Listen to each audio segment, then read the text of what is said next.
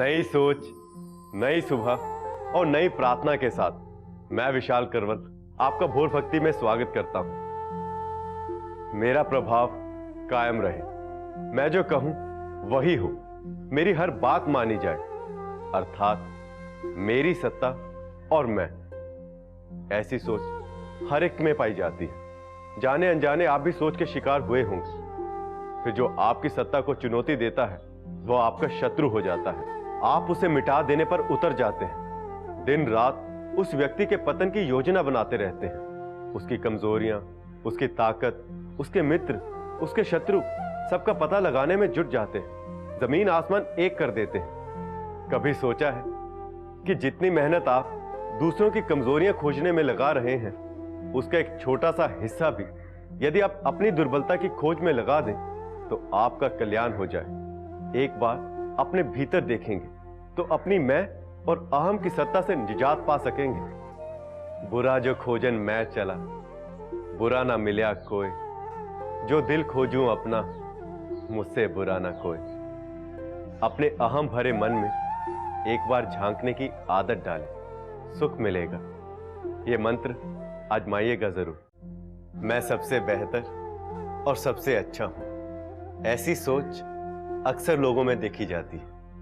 यह सबसे बेहतर होने की भावना सही है या गलत? जैसे ही मन में सबसे खास होने का विचार जन्म लेता है, व्यक्ति ईर्ष्या और जलन का शिकार हो जाता है। फिर दूसरों के गुणों में भी कमी निकालने लगता है। सच यही है कि कोई भी हर तरह से सर्वश्रेष्ठ नहीं होता। यदि सूर्य प्रकाश के लिए सबसे बेहतर है तो बादल जल के लिए, वायु जीवन संचार करने के लिए और पृथ्वी खेती के लिए सर्वश्रेष्ठ है। क्या सूर्य बादलों की तरह पानी बरसा सकता है? क्या अग्नि प्यास बुझा सकती है? नहीं ना। अर्जुन धनुर्विद्या में सर्वश्रेष्ठ थे, किंतु गदा युद्ध में भीम उनसे कहीं बढ़कर थे। कल्पना कीजिए, यदि अर्जुन धनुष छोड़कर भीम के साथ गदा युद्ध की प्रतियोगिता करते तो परिणाम क्या होता? तो बेहतर यही होगा कि सब दिशा में सबसे बेहतर होने की सोच को बस सोच ही रहने दें। किसी एक विद्या में ही पूर्ण बनने का प्रयत्न करें, इसी में जीवन को अर्थ मिलेगा। यह मंत्र आजमाइएगा जरूर। मुझे क्या लेना देना यदि सार्वजनिक नल से पानी गिर रहा है, किसी सरकारी बस को तोड़ा जा रहा है, हम उसे देखते हैं और आगे बढ़ जाते हैं। पानी बहे या बस टूटे, हमें क्या? हमने समाज का ठेका ले रखा है। ऐसी बातें आप भी सोचते होंगे। यही नहीं, कभी कभार ऐसे नुकसानों को रोक रहे लोगों की भी हम उपेक्षा कर देते हैं, तर्क देकर अपने आप को सही साबित भी कर दें। लेकिन क्या ये अपने ही समाज के संसाधनों का घोर अनादर नहीं है? आप कह सकते हैं, कितने नल बंद करूं, कितनी जगहों पर हो रहे नुकसान को सुधारता बचाता फिरूं। हो सकता है आप किसी बेहद जरूरी काम से जा रहे हो, उसे टालना संभव ना हो, लेकिन लौटते समय जब आप फुर्सत में हो तब उस नल को बंद करें या बस को बचाने की सोच रखें। विचार कीजिए, देर सवेर सारे सार्वजनिक संसाधन अपने आप ठीक हो जाएंगे, मन को शांति मिलेगी। यह मंत्र आजमाइएगा जरूर। अल्प विराम के बाद भोर भक्ति में आपका स्वागत है। कल की यानी भविष्य की क्यों सोचें? आज में रहो। आज ठीक है तो कल भी ठीक ही होगा।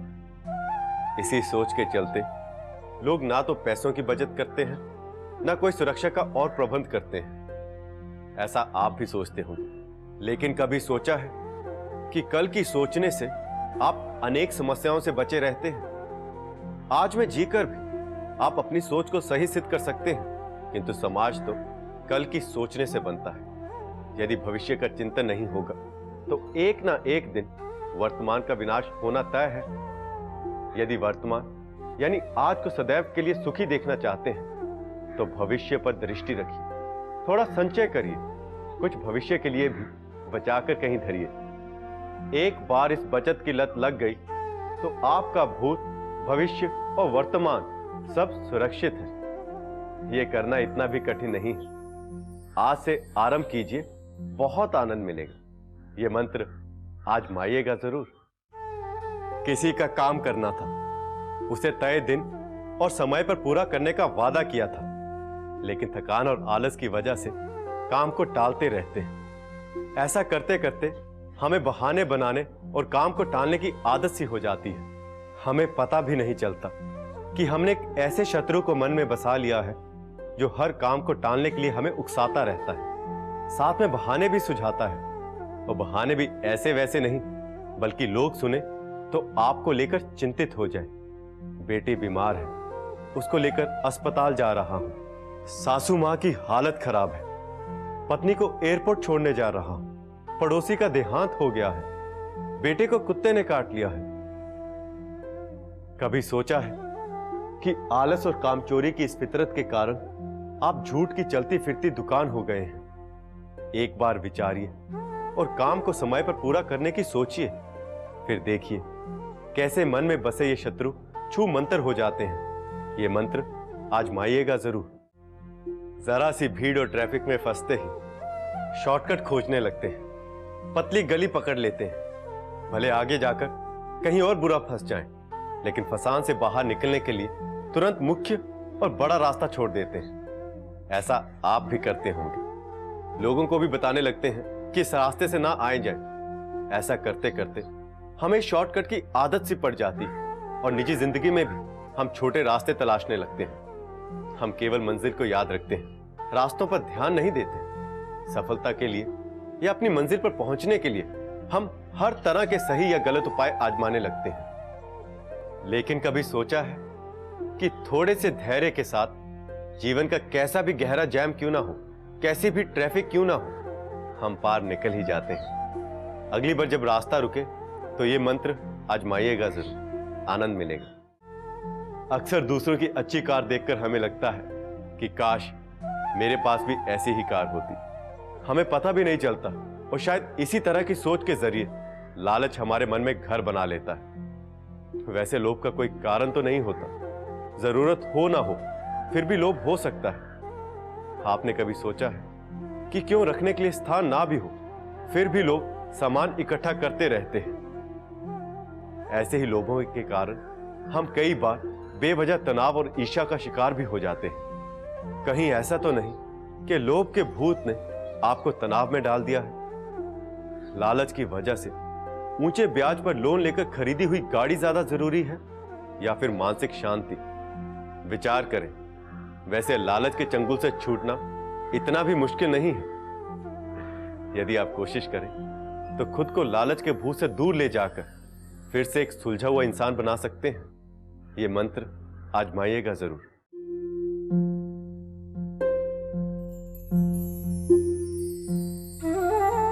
माला फेरत जुग गया, फिरा ना मन का फेर, कर का मन का छोड़कर मन का फेर। आइए हर दिन को एक नया दिन बनाएं, जीवन में एक नई उम्मीद, नई उमंग भरे। मेरे यानी विशाल करवल के साथ शुरू करें भोर भक्ति। दुविधा में पड़ा हूं, आज मित्र से मिलने जाऊं कि नहीं। घर से किसी काम से निकलना है लेकिन तय नहीं कर पा रहा हूं। ऐसा आपके साथ भी होता होगा। हर बात में दुविधा आकर मन में बैठ जाती है और कोई भी काम पूरा नहीं करने देती। दुविधा का दूसरा नाम है भ्रम, जो कि आपको कुछ भी करने से रोके रखता है। ऐसे में आदमी न घर का रह जाता है न घाट का। कहा भी गया है कि दुविधा में दोनों गए, न माया मिली न राम। माया अर्थात धन दौलत और राम अर्थात ईश्वर। सोचिए कि इस दुविधा ने आपके जीवन में कैसी कैसी असुविधाएं पैदा की हैं और हर दिन करता भी जा रहा है। क्या इस दुविधा से बच पाना बहुत कठिन है? नहीं, ऐसा नहीं है। आप निर्णय लें, या तो दुविधा या जीवन की सुविधा। एक बार तय करिए कि अब दुविधा को अलविदा कहना है। आपके जीवन में एक नई गति आ जाएगी, आपको सुख मिलेगा। यह मंत्र आजमाइएगा जरूर। किसी को आगे नहीं बढ़ने देना, सबका रास्ता रोकना। हालांकि सड़क पर इतनी जगह है कि पीछे वाला आसानी से आगे जा सकता है, लेकिन नहीं, किसी को अपने से तेज और आगे नहीं जाने देना। ऐसा हम भी करते होंगे। ऐसा करने के पीछे एक ही भावना काम करती है कि कहीं सब आगे निकल गए तो मैं अकेला ना रह जाऊं। मैं फिसड्डी नहीं साबित होना चाहता। लेकिन कभी सोचा है कि रास्ता ना देकर हम किसी को गलत सलत ढंग से आगे बढ़ने के लिए मजबूर कर रहे हैं। हम समाज में एक अव्यवस्था को जन्म दे रहे हैं, जिससे लोग नियमों को ताक पर रख देते हैं और भेड़ चाल को बढ़ावा मिलता है। विचार कीजिए, यदि कोई आपसे आगे निकल भी गया तो आपका क्या लेकर गया। हम ऐसा सिर्फ सड़क पर ही नहीं, जीवन में भी करते हैं। लोगों की राह में रोड़े डालकर हम खुश हो लेते हैं, लेकिन दूसरों को इससे कितना दुख होता है ये कभी नहीं सोचते। सोचिए, लोगों को आगे बढ़ने दीजिए। ये मंत्र आजमाइएगा जरूर। इस काम को ऐसे नहीं करो, तुमने गलत किया, तुम्हें ऐसा नहीं करना चाहिए था। हर बात पे सिखाते रहें। ऐसा हम भी करते होंगे। किसी को उसके मन और लगन का एक भी काम बिना टोका टाकी और सिखाए बिना नहीं करने देते। लोग आपके सामने कुछ भी करने से बचने लगते हैं, क्योंकि उन्हें ठीक से पता है कि वह अच्छा करें या बुरा, आप सिखाए बिना रुकेंगे नहीं। हमको पता भी नहीं चलता कि हम उपदेशक बन गए हैं। ऐसे लोगों को समाज बहुत गंभीरता की दृष्टि से नहीं देखता। हो सकता है कि आप बहुत काम की सीख देते हो, लेकिन ध्यान रहे कि बिना मांगी सीख और सलाह का कोई मूल्य नहीं होता। जब तक आप बिना जरूरत के सिखाना बंद नहीं करेंगे, तब तक आपकी सीख व्यर्थ होती रहेगी। किसी को सीख देने से पहले हमें खुद यह सीख ले लेनी चाहिए कि सीख देनी कब है। यह मंत्र अपनाइएगा जरूर, बहुत आनंद मिलेगा। कभी कभी हमारे मन में ऐसा होता है कि मेरे मन का करोगे तभी मैं तुम्हारा साथ दूंगा। मेरी हर बात माननी पड़ेगी। हर हाल में अपने मन की करने की आदत को और कुछ नहीं, हट कहते हैं। हद दर्जे की जिद। आप कितने हठी हैं ये मुझसे बेहतर तो आप खुद जानते हैं। हट कभी कभार के लिए तो ठीक है, लेकिन हर बात पर हट एक तरह से तानाशाही है। ऐसे हठी लोग अक्सर अपने आसपास एक अशांत सा वातावरण बना के रखते हैं। दरअसल हर हठी आदमी बेहद स्वार्थी होता है। उसके मन में अपने साथ वाले के प्रति कोई मान सम्मान या लगाव नहीं होता। उनकी जिद से किसी पर क्या बीत रही है वह इस पर सोचते ही नहीं। ऐसे व्यक्ति से लोग अक्सर कोई सरोकार नहीं रखना चाहते और दूर से ही नमस्कार करके मुक्ति पा लेना चाहते हैं। हाँ, मैं आपकी ही बात कर रहा हूं, आप जो कि केवल अपनी ही सुनते हैं। ऐसा नहीं है कि हट से बचाव नहीं किया जा सकता। हम जब सामने वाले की मनोदशा समझने का प्रयत्न करेंगे, हट के स्थान पर सरलता अपने आप आ जाएगी। अपने हट से निदान पाने की सोचिए। अमानविकता के स्थान पर मनुष्यता को अपनाइए। यह मंत्र आजमाइएगा जरूर। भजन की इस श्रृंखला में फिर से आपका स्वागत है। तुम्हारे बारे में फलां आदमी बहुत बुरी बातें कर रहा था, मैं तुमसे बता रहा हूं, लेकिन उससे नहीं कहना। यार, तुम मेरे दोस्त हो इसलिए तुम्हें बता रहा हूं। हर चुगलखोर इसी तरह से बातें इधर से उधर पहुंचाता रहता है। चुगली करना एक आदत है, एक लत है। कभी आपने सोचा है कि कितने झगड़े, कितने फसाद इस चुगली के कारण आए दिन होते हैं। कितनी दोस्तियां इस एक चुगली के कारण दुश्मनी में बदल जाती। आपने कभी सोचा है कि लोग आपके सामने बात करने से कतराते हैं, आपसे अपनी बातें छिपाते हैं, क्योंकि उनको यकीन हो गया है कि आपसे कही बात एक का तीन होकर कहीं पहुंचेगी। पीठ पीछे आपका नाम नारद रखा जा चुका है।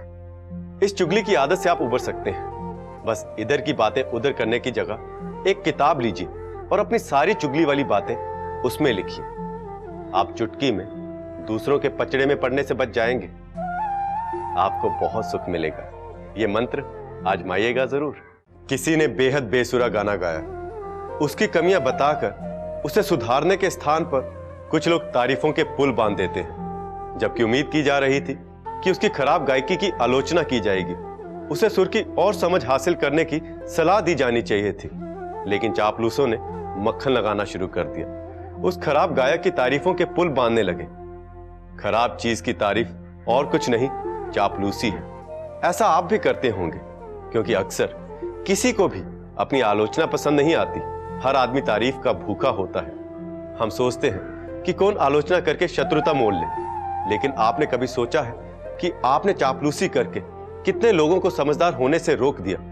झूठी तारीफ करने से बचने का यत्न करिए, गुणग्राही बनिए। जहां तारीफ करनी हो वहीं तारीफ कीजिए, आपको भी अच्छा लगेगा और सामने वाले को भी सुधरने का अवसर मिलेगा, जो उसे वाकई पारंगत बनाने में सहयोग करेगा। उचित आलोचना करना सीखें। आपको बहुत सुख मिलेगा। यह मंत्र आजमाइएगा जरूर। किसी से वादा किया था कि कल मिलूंगा, तुम्हारे लिए कुछ लेकर आऊंगा। किसी और से कल शाम को पैसे लौटाने की बात कहकर उधार लिया, लेकिन कितनी शामें बीत गई, कोई वादा पूरा नहीं किया। ऐसा वादा करके आप भी तोड़ते होंगे। जिंदगी की भागदौड़ में हमें ध्यान ही नहीं रहता कि हम एक गलत प्रवृत्ति के शिकार हो गए हैं। कभी सोचा है कि जब आप वादा करके पूरा नहीं करते तो आप एक सामाजिक अपराध करते हैं। वचन भंग करना एक तरह से इंसानियत के साथ धोखा है। अपने वचन की रक्षा में लोग मर मिटते हैं। प्राण जाए पर वचन न जाए, इस आदत से बचाव का एक सरल उपाय है। वादा करने से पहले सोचिए कि क्या मैं इस वादे को पूरा कर पाऊंगा। यदि मन हां कहे तभी वादा करें, नहीं तो साफ कह दें कि मुझसे यह काम ना हो पाएगा। मौके पर बोला एक ना उस 1000 हां से बढ़कर है जिसे आप पूरा नहीं करने वाले हैं। यह मंत्र आजमाइएगा जरूर। आज आपका दिन मंगलमय हो, इसी कामना के साथ मैं आपसे विदा लेता हूं। भोर भक्ति में कल हम जानेंगे कि क्यों छिड़कते हैं भक्तों पर शंख का जल।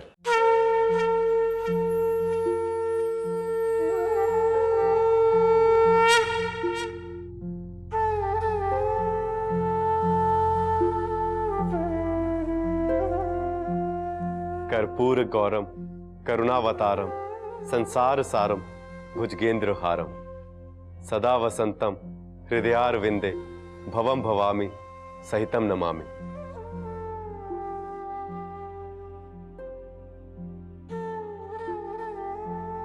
मैं विशाल करवल एक नई प्रार्थना के साथ आपका स्वागत करता हूं। आज भोर भक्ति में हम जानेंगे कि भक्तों के ऊपर शंख से जल क्यों छिड़का जाता है। आपने अक्सर देखा होगा कि निराजन आरती या यज्ञ आदि में वहां रखे प्रसाद के फलों के साथ ही उपस्थित भक्तों के ऊपर भी शंख का जल छिड़का जाता है। आपके मन में यह प्रश्न तो आया ही होगा कि ऐसा क्यों करते हैं। क्या ऐसा करने का कोई निर्देश पहले से ही है? जी हां, ब्रह्म वैवर्त पुराण में कहा गया है कि जलेना पूर्य शंखे जो तत्र संस्था पैद बुद्ध पुजोप कर्णम तेन जलेन कशाल येतपु। अर्थात शंख में जल भर के उसे देव मंदिर में या देवता के समीप रखें, फिर उससे सब पूजा सामग्री को धोएं। शंख जल सब कुछ पवित्र और निर्मल कर देता है। शंख में शुद्धिकरण और अपार पावनकारी शक्तियां होती हैं। मान्यता है कि यदि निरोगी गर्भवती स्त्री को शंख जल से स्नान करवाया जाए तो उसकी कोख में पल रहा शिशु कभी भी मूक बधिर नहीं होगा।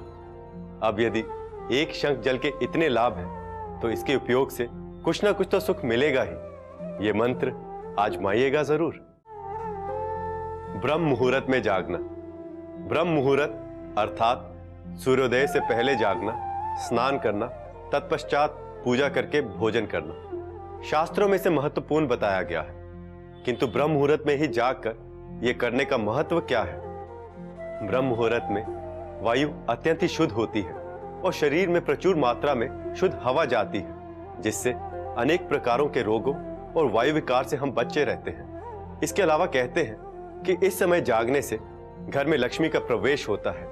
यह इसलिए क्योंकि सुबह जल्दी जागने से हमें अपना कार्य संपन्न करने के लिए एक बहुत ही लंबा दिन मिलता है और हम जितना अधिक काम करेंगे लक्ष्मी का आगमन उतना ही अधिक होगा। तो ब्रह्म मुहूर्त में जागने का यह मंत्र आप भी आजमा कर देखिए। जीवन में सुखद परिवर्तन अवश्य आएगा। समय है सूक्ष्म विराम का। लौटकर बताऊंगा कि पूजा के वक्त कलाई पर जो धागा बांधते हैं उसे रक्षा सूत्र क्यों कहते हैं। कलाई पर धागा बांधना। पूजा के समय हम कलाई पर एक धागा बांधते हैं। इस धागे को शास्त्रों में रक्षा सूत्र के नाम से उद्धृत किया गया है। क्या आपने कभी यह विचार किया है कि यह धागा कलाई पर बांधते क्यों है और इसे रक्षा सूत्र क्यों कहते हैं? मैं बताता हूं। कलाई पर जिस स्थान पर हम यह धागा बांधते हैं वहां की नस का संबंध हमारे हृदय से होता है। यह धागा उस नस को नियंत्रित करता है जिससे heart attack, high blood pressure जैसी बीमारियों से हमारी रक्षा होती है। तो हुआ ना यह धागा रक्षा सूत्र। यह धागा हमें बताता है कि छोटे छोटे बिंदुओं के नियंत्रण से हम जीवन को कैसे सुखद बना सकते हैं। आइए हम भी नियंत्रण के इस सूत्र का जीवन में प्रयोग करें और एक निरोगी और सुखद जीवन बताएं। परंपरागत रूप से पूजा करते समय हम घी के दिए जलाते हैं, लेकिन क्यों? सामान्य मान्यता तो यह है कि इससे भूत प्रेत का खतरा टल जाता है, किंतु यह मान्यता तो उनके लिए मान्य है जिनका भूत प्रेत में भी विश्वास है। तो फिर घी के दिए जलाने का महत्व क्या है?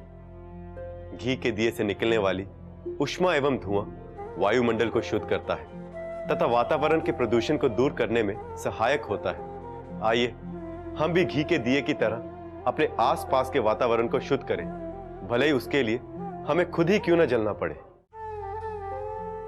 मंदिर की घंटी या घंटा, आप सब ने हर मंदिर में घंटा लगा देखा होगा।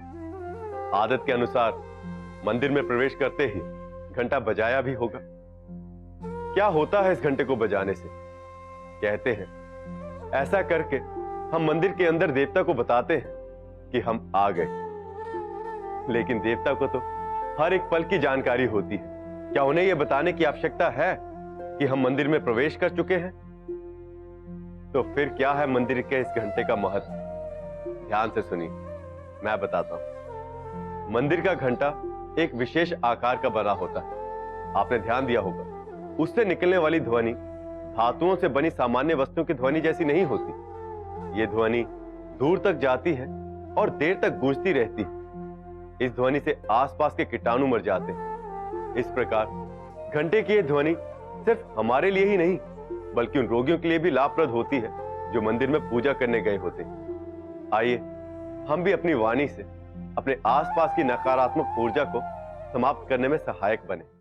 आरती उपासना में शंख क्यों बजाते हैं? आरती और यज्ञ उपासना में शंख बजाना अनिवार्य होता है। कभी आपने इस पर विचार किया है क्या? इसके कई कारण बताए गए हैं। अथर्ववेद में कहा गया है कि शंकेन हत्वा रक्षांस, अर्थात शंख से सब राक्षस मारकर खत्म किए जा सकते हैं। शंख ध्वनि से राक्षसी प्रवृत्ति को खत्म किया जा सकता है। दूसरा, अवर्षप्राय शंख ध्वम, शंखनाद से घोर राक्षसी भाव वाले शत्रुओं में भी भय पैदा किया जा सकता है। और तीसरा कारण यह है कि शंख बजाने वाले के भी सब पाप कट जाते हैं और वह विष्णु भगवान के समीप पहुंच जाता है। शंख ध्वनि से जो वातावरण बनता है वहां बुराई का लोप हो जाता है और आनंद का वातावरण ही रहता है। भक्ति रत्नाकर में कहा गया है, यस्तु शंख ध्वनिम कुर्यात् पूजा काले विशेषत विमुक्त सर्व पापेन विष्णुना सह मोदते।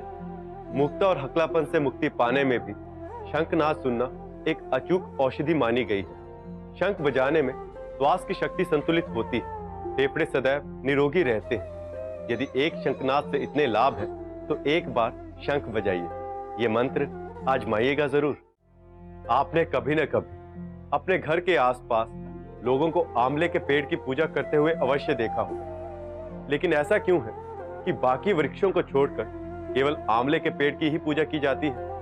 पुराणों के अनुसार आंवले के वृक्ष में लक्ष्मी का वास होता है और उसकी पूजा करने से घर में धन धान्य आते हैं। असल में हर वो वस्तु जो हमारे जीवन को किसी न किसी प्रकार सकारात्मक रूप से प्रभावित करती है, उसे हमने ईश्वर की संज्ञा दी है, जैसे सूर्य, अग्नि, वायु इत्यादि। वैज्ञानिक दृष्टिकोण से भी आंवला हमारे लिए काफी लाभप्रद है। आंवले में प्रचुर मात्रा में विटामिन होता है जो हमारे पाचन के लिए, रक्त शुद्धि के लिए और स्वास्थ्य के लिए लाभप्रद है। आज के लिए बस इतना ही। कल जानेंगे भक्ति और उपासना में अंक 9 की क्या महिमा है।